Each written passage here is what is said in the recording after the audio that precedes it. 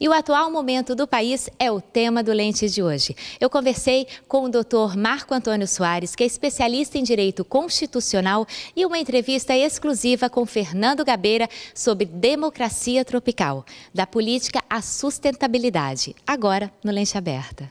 Muitas pessoas não se deram conta disso, mas havia um processo de deterioração tal que o líder real, a expressão real da melhor qualidade do Congresso naquele momento era o Eduardo Cunha, porque as melhores qualidades eram vistas exatamente entre aquelas que tiravam dinheiro, que fortaleciam o enriquecimento pessoal. Jornalista, escritor, ex-deputado Fernando Gabeira é meu entrevistado de hoje, que está aqui na nossa cidade para fazer a palestra Democracia Tropical, da política à sustentabilidade. Primeiro, obrigada, viu? Obrigado a você.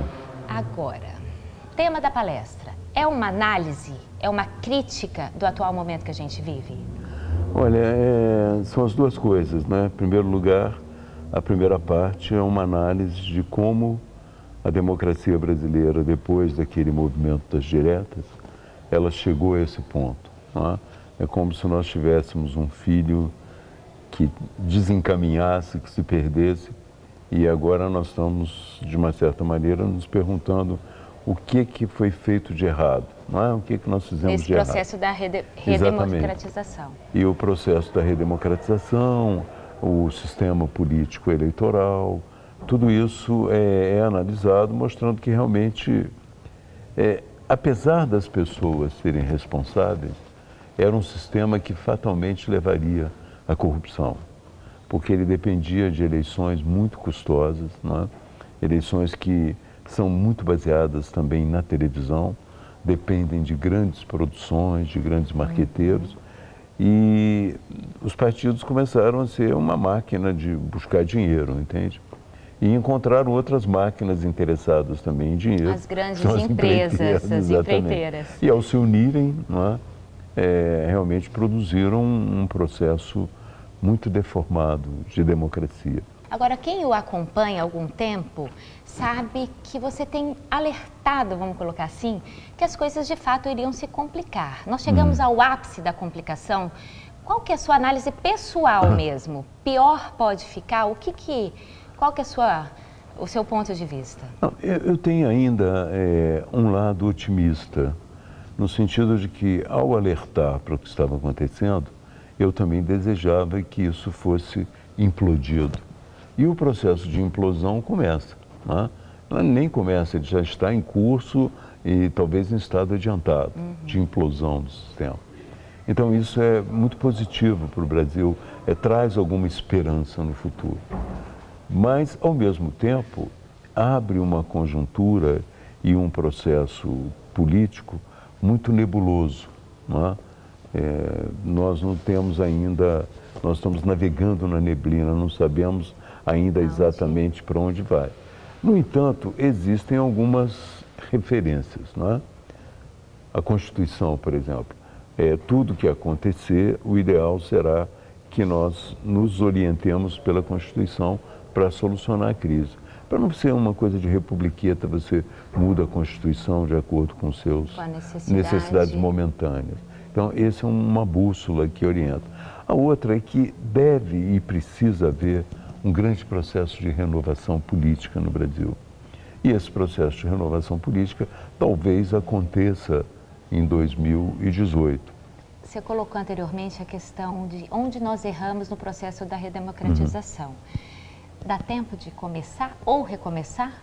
É agora esse tempo, né? Eu acho que sim, como eu te disse, um dos grandes erros, né, foi o modelo de campanha eleitoral. O modelo de campanha eleitoral, ele é muito baseado num longo programa chamado Programa Eleitoral Gratuito, que não é gratuito. Quer dizer, na verdade, ele é pago pela população.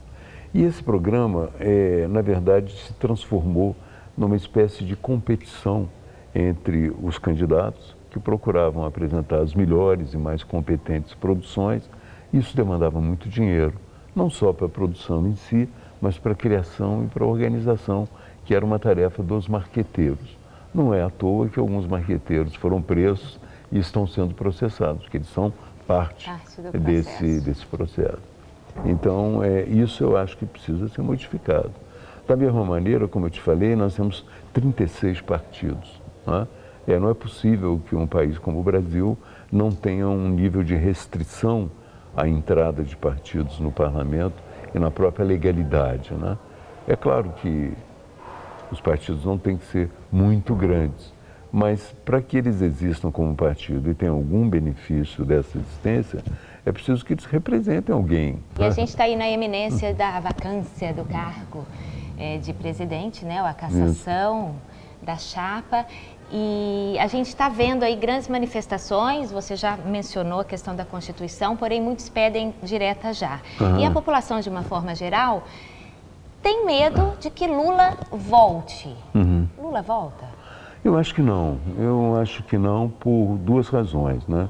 Existe primeiro que as diretas já agora, elas são inviáveis, elas precisam de ser aprovadas, elas mudam a Constituição e eu acredito que os partidos de esquerda estão lançando essa palavra de ordem para ter um discurso, para ter um norte, ter uma forma de organizar a gente, fazer manifestações e cantos e tal. Eu compreendo isso, é perfeitamente legítimo.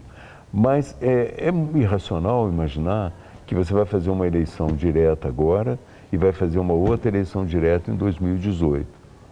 Por quê? Porque o país vive uma crise econômica profunda. Você tem mais de 14 milhões de desempregados. Esse remédio que se propõe de 2 eleições diretas em menos de um ano, num país numa crise profunda, é o tipo de remédio que pode matar o paciente. Não é? Ele não consegue levantar. Então, uma das razões pelas quais eu acho que o Lula pode ser impedido é a ação da justiça. Não é? Ele pode vir a ser condenado em segunda instância até 2018. Mas existe uma outra que me parece muito forte também, é que a crescente tomada de consciência da população sobre o papel que ele desempenhou. Eu acho que, ao contrário do que se pensa, as pessoas acham que existe uma fidelidade inabalável do povo em relação ao Lula, do povo mais pobre, mas é uma ilusão imaginar que eles não estão observando a situação, que eles não estão mudando as suas ideias, que eles não estão avaliando, entende? O que apresentam hoje para nós são pesquisas, mas pesquisas com 1 ano e meio de avanço, não é, em relação às eleições, elas não têm nenhuma validade, mesmo porque os candidatos ainda não estão em cena, ainda não há uma campanha e tal.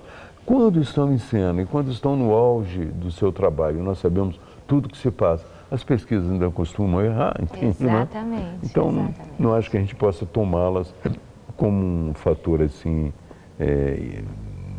insuperável, entende? Perfeito, perfeito. Agora, só para a gente encerrando, eu não posso deixar de mencionar o livro, né? Democracia Tropical, Caderno de um Aprendiz. Exatamente. Que conta um pouco do que você viveu com o ano passado, o impeachment, é isso? Ele conta, na verdade, ele tem um conjunto de artigos que conta todo o processo do impeachment, toda a crise, muito anterior até o impeachment, que talvez próximo antes do Petrolão já começam esses artigos. Mas ele também tem um relato que eu escrevi na estrada, contando não só a minha trajetória, como eu vi, né, todo o processo de degradação da política brasileira. É um processo que eu assisti lutando pelas diretas, presente e tal, e depois assisti no interior do parlamento. Eu fui parlamentar de 16 anos, então eu tive uma espécie de um espaço privilegiado para observar aquilo. O livro conta isso, né, mostra os descaminhos da democracia, mas ele é também uma afirmação de esperança de que esses problemas sejam superados. Ótimo. Então fica a dica de leitura para você. Muito obrigada por receber aqui mais uma vez. Sucesso. Obrigado. Então, surgiu uma novidade aqui do Paraná que foi importantíssima num determinado momento. Surgiu uma forma de combater a repressão, a corrupção, que era muito mais eficaz que a forma que nós utilizávamos e que tinha a capacidade de realmente levar alguma punição aos responsáveis.